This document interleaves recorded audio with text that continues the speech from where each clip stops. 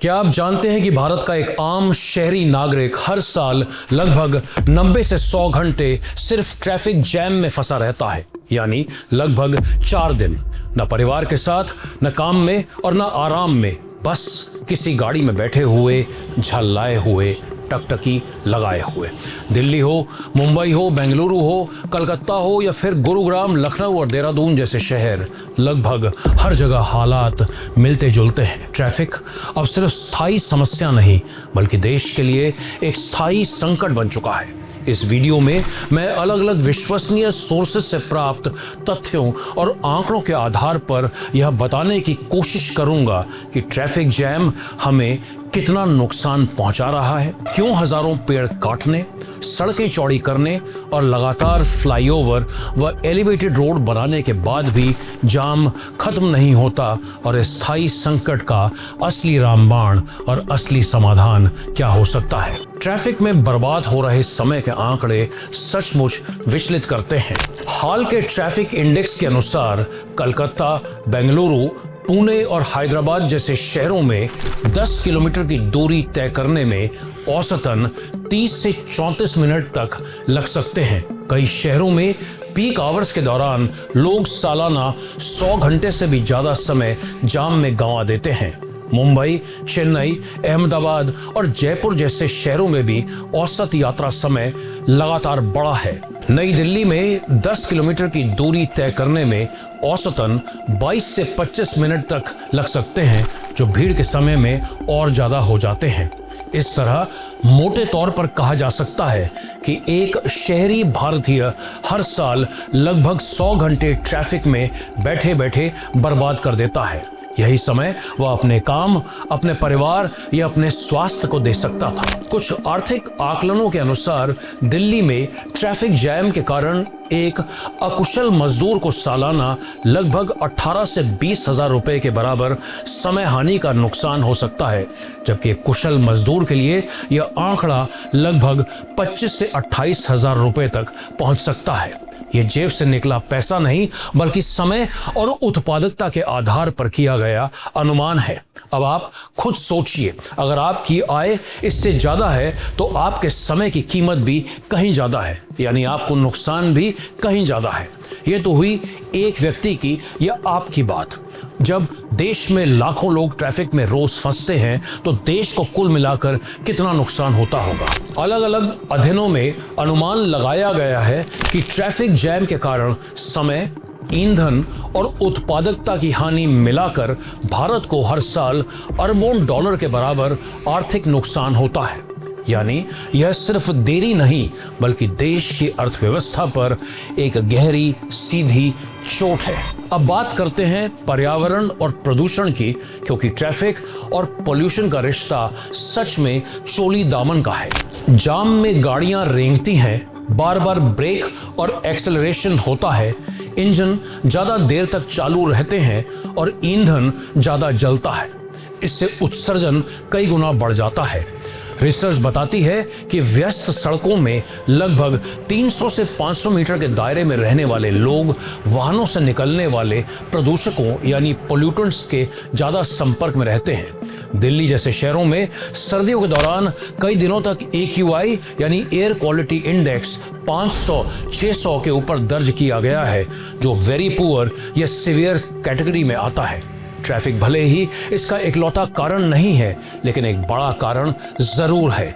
कई अध्ययनों में यह भी संकेत मिलता है कि दिल्ली की बड़ी आबादी ऐसी सड़कों के पास रहती है जहां वाहनों का दबाव बहुत ज्यादा है। यानी ट्रैफिक सिर्फ हमारा समय ही नहीं खा रहा, हमारी रोज की सांसों पर भी डाका डाल रहा है। ट्रैफिक में पेट्रोल और डीजल भी ज्यादा जलता है और हम जानते हैं कि भारत अपने कच्चे तेल की जरूरत का लगभग 85% दूसरे देशों से इंपोर्ट करता है। यानी जितना ज्यादा हम जाम में फंसकर ईंधन जलाएंगे, उतनी ही ज्यादा हमारी विदेशी तेल पर निर्भरता बढ़ेगी। इसका सीधा असर हमारी ऊर्जा सुरक्षा, हमारी विदेशी मुद्रा और हमारी अर्थव्यवस्था पर पड़ता है। इस तरह ट्रैफिक से शुरू हुई समस्या सिर्फ शहरी असुविधा नहीं रहती, बल्कि राष्ट्रीय, आर्थिक, राजनीतिक और रणनीतिक मुद्दा बन जाती है। अब असली कारणों पर आते हैं। भारत में प्रति 1000 लोगों पर लगभग 30 से 40 कारें हैं, लेकिन दो पहिया वाहनों यानी टू व्हीलर्स की संख्या इससे कहीं गुना ज्यादा है। कई सर्वे बताते हैं कि बड़े शहरों में बड़ी संख्या में लोग रोजमर्रा की यात्रा के लिए अपने निजी वाहनों पर निर्भर हैं, क्योंकि पब्लिक ट्रांसपोर्ट पर्याप्त, भरोसेमंद या आरामदायक नहीं है। जहां बसों की संख्या कम है, मेट्रो नेटवर्क सीमित हैं और फुटपाथ सुरक्षित नहीं है, वहां लोग मजबूरी में अपने निजी वाहनों को इस्तेमाल करते हैं।